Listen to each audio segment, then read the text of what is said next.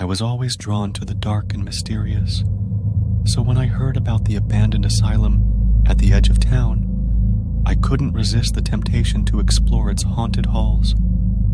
Armed with a flashlight and my insatiable curiosity, I ventured into the heart of the unknown.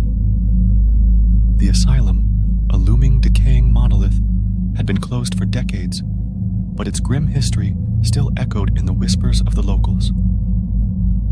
They spoke of tortured souls, inhumane treatments, and the restless spirits that were said to haunt the place.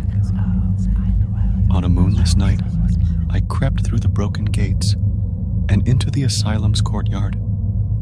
The air was thick with the smell of decay, and the once imposing building loomed like a malevolent giant against the starless sky. My heart raced with excitement and trepidation as I pushed open the heavy, creaking doors.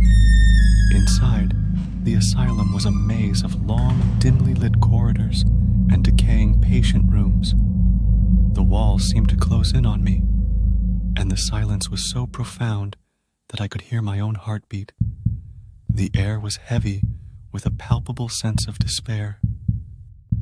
As I explored deeper into the asylum's depths, I began to hear faint, mournful cries that seemed to emanate from the very walls themselves. Whispers of tortured souls, trapped between this world and the next. My flashlight flickered, casting eerie shadows that danced along the peeling wallpaper. In one particularly desolate room, I stumbled upon a collection of old, patient records.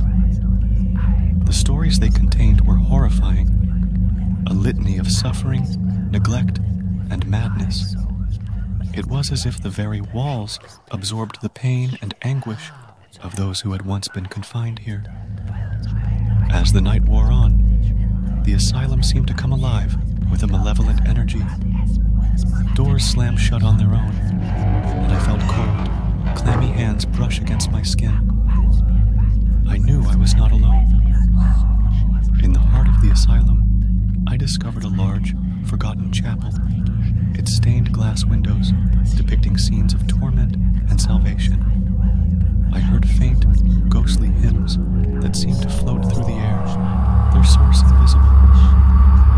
Then, in the dim candlelight of the chapel, I saw them, apparitions of former patients, their eyes hollow and vacant, their faces contorted in eternal agony. They reached out to me with spectral hands, and I could feel their anguish seeping into my very soul. In a moment of sheer terror, I fled the asylum, my heart pounding with fear, and my mind haunted by the horrors I had witnessed. The darkness seemed to close in around me as I stumbled through the overgrown courtyard and out of the asylum's cursed embrace. To this day, the memory of that night haunts my dreams, a chilling reminder that some places are best left untouched, their dark histories buried in the past.